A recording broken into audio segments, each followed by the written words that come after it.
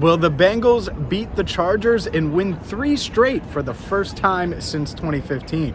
Hi again, everyone. I'm James Rapien with allbengals.com and Cincinnati Bengals talk here at Paul Brown Stadium, where Cincinnati looking to improve to 8-4 and keep pace in the AFC playoff race. Certainly going to be much easier said than done with this Los Angeles Chargers team. We all know about Justin Herbert. They're 6-5 right now, and right there in the thick of the AFC playoff race as well. They're the 7th seed. The Bengals are the 5 seed. So this alone is an extremely important game. Earlier this week, you heard on this channel Zach Taylor say that this is the biggest game of the season. And you know, they've played the Steelers twice. They've played the Ravens. They've played the Browns. All of their division opponents so far.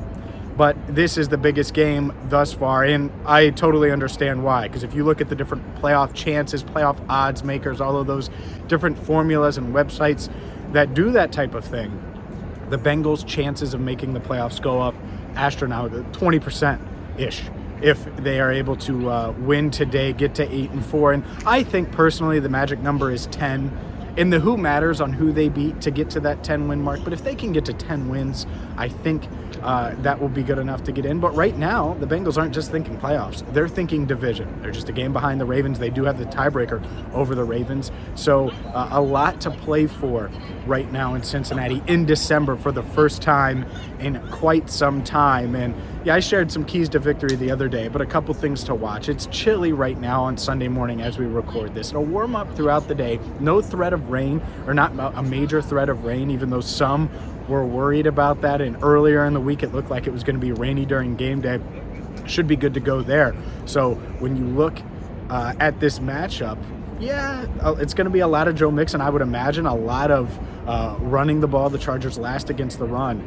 But there's no reason why Joe Burrow can't take advantage of the Chargers secondary, which outside of Derwin James is probably a weakness, or would be considered a weakness on this team, and use Jamar Chase, use Tyler Boyd, use T. Higgins.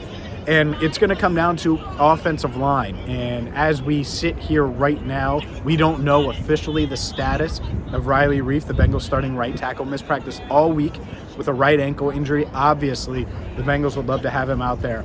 If I had to guess, and it's a guess, it's not a report, I would guess he would play. I think the Bengals have been essentially resting him, essentially resting Trey Hopkins, giving them as much time as possible so they could get as close to 100% as possible before today's game. They didn't even participate in Friday's practice, which is really a walkthrough. So it gives everybody an idea of where they're potentially at. If they can't play, it'd be Trey Hill at center.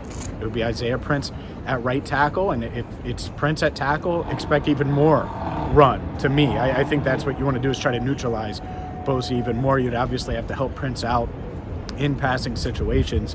And so especially early on, if those guys are out, or if those guys are less, Reiff and Hopkins less than 100%, game script is going to matter. Can this Bengals team get off to a quick start against a Chargers team that hasn't responded well when they get down early in games this season? Now, it's a 1 p.m. Eastern kick, which is 10 a.m.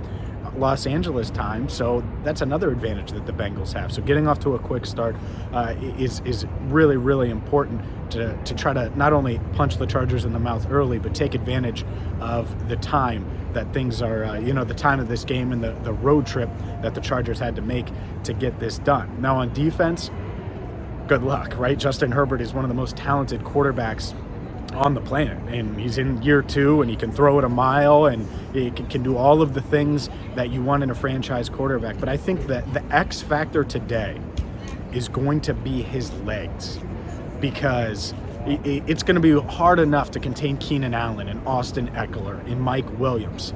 And maybe they do that. The Bengals defense is able to hold up and do that for 2 seconds, 2.5 seconds, 3 seconds. But can they contain Herbert in the pocket and not let him run for 9 yards on that crucial 3rd and 8, for 11 yards on 2nd and 15 to make it 3rd and manageable?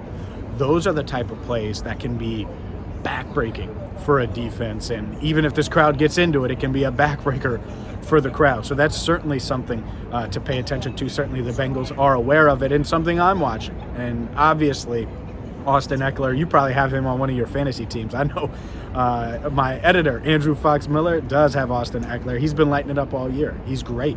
In PPR, He's great in, catching the ball out of the backfield. Obviously, between the tackles, he's not Joe Mixon in that sense, but he's still a really, really good running back. So the Bengals linebackers, the Bengals front seven, certainly going to have to be aware of him as well.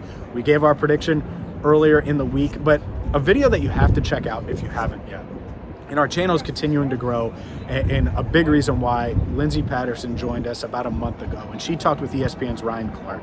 And this is a perfect watch before this game. I know this is our pregame report, so stick around to the end, but make sure you watch Ryan Clark and Lindsay Patterson's conversation. Really good stuff on Joe Burrow, Justin Herbert, the state of the franchise, the Bengals sweeping the Steelers and beating the Steelers 3 straight times. A bunch of good stuff from the former Pittsburgh Steeler, current ESPN NFL analyst, Ryan Clark. Also, shout out to you. I was at the University of Cincinnati Bearcats football game, had multiple fans come up and not mention allbengals.com necessarily, not mention Locked On Bengals, the daily podcast that I talk about here on this channel, but mention this channel, which is awesome. And I know we're really, really excited to see this channel continue to grow. Even one of the security guys here at Paul Brown Stadium, as I was walking in, mentioned Cincinnati Bengals talk. So we appreciate each and every one of you. Make sure you hit that subscribe button if you're new, because we're giving you Bengals coverage that you're not going to get anywhere else. So we'll be back after the game, win, lose, draw, as always. And until then, hit that subscribe button.